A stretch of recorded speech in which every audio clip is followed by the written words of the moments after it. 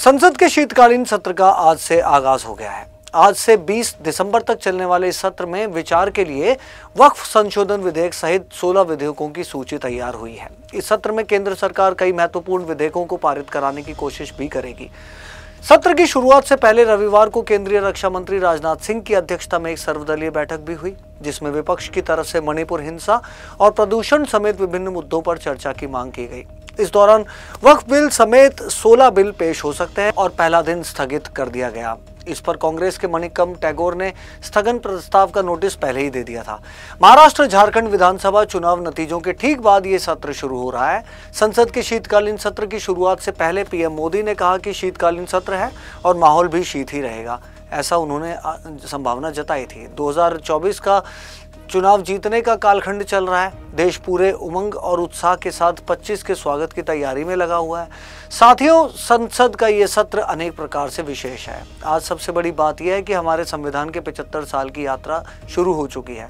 उसका प्रवेश अपने आप में ही लोकतंत्र के लिए एक बहुत बड़ा उज्जवल अवसर है। कल संविधान सदन में सब मिलकर इस संविधान के 75वें वर्ष की उसके उत्सव की मिलकर शुरुआत करेंगे। प्रधानमंत्री के इस बयान से इतर संसद का ये सत्र काफी हंगामेदार रहने की संभावना है। 20 दिसंबर तक चलने वाले इस सत्र में इसके दौरान संसद में कई अहम मुद्दों पर चर्चा हो सकती है। आइए संसद से जुड़ी अहम बातें खास बिंदुओं में समझते हैं। इस सत्र से जुड़ी हुई बातों को समझते हैं। विपक्ष की रणनीति तय करने के लिए आज सुबह इंडिया ब्लॉक के फ्लोर नेता संसद भवन में बैठक करेंगे। वहीं कांग्रेस के प्रमोद तिवारी ने संसद के विभिन्न मुद्दों पर चर्चा करते हुए कहा, हमने मणिपुर का मुद्दा उठाने को कहा है। मणिपुर में कई हत्याएं हो रही हैं और मणिपुर में कोई कानून व्यवस्था जैसी चीज नहीं है। देश में बेरोजगारी है। मुझे इस बात की भी चिंता है कि उत्तर भारत में प्रदूषण की स्थिति और अधिक गंभीर होती जा रही है। हालांकि महाराष्ट्र और हरियाणा में अपनी करारी हार के बाद विपक्ष के कमजोर होने की उम्मीद ज्यादा दिख रही है। रविवार को सरकार ने रक्षा मंत्री राजनाथ सिंह की अध्यक्षता में सभी राजनीतिक दलों के फ्लोर नेताओं से मुलाकात की थी।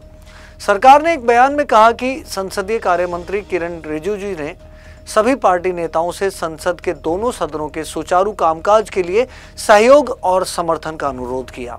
शीतकालीन सत्र में वक्फ के अलावा आपदा संशोधन नियम पर भी बात की जा सकती है। बैंकिंग कानून विधेयक और रेलवे अधिनियम संशोधन विधेयक भी लोकसभा में पेश किए जाने हैं। रेलवे अधिनियम में संशोधन के लिए एक विधेयक भी पेश किया जाएगा। ऐसी अटकलें है कि सरकार इस सत्र में वन नेशन वन इलेक्शन का बिल भी पेश कर सकती है।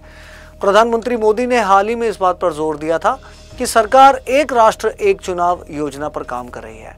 बैंकिंग कानून संशोधन विधेयक, भारतीय रिजर्व बैंक अधिनियम, बैंकिंग विनियमन अधिनियम, एसबीआई अधिनियम और बैंकिंग कंपनी अधिनियम में संशोधन की भी गुंजाइश रखी गई है। इसी सत्र में राज्यसभा में विमान के डिजाइन, निर्माण, रखरखाव, कब्जा, इस्तेमाल, संचालन, बिक्री, निर्यात और आयात के विनियमन और नियंत्रण प्रदान करने वाला भारतीय वायुयान विधेयक 2024 भी लाया जाएगा।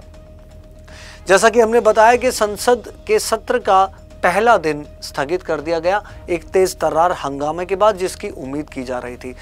अब जिन रणनीतियों की बात हमने इन बिंदुओं में समझने की कोशिश की, उम्मीद करते हैं कि ये रणनीतियां सफल रहें, देश के लिए कामकाज इस सत्र में हो। जिन 16 बिलों को लाने की बात की जा रही है वो बिल ही नहीं, विधेयक बनकर पब्लिक के सामने आए और देश की विकासवादी व्यवस्था का हिस्सा भी ये शीतकालीन सत्र बने।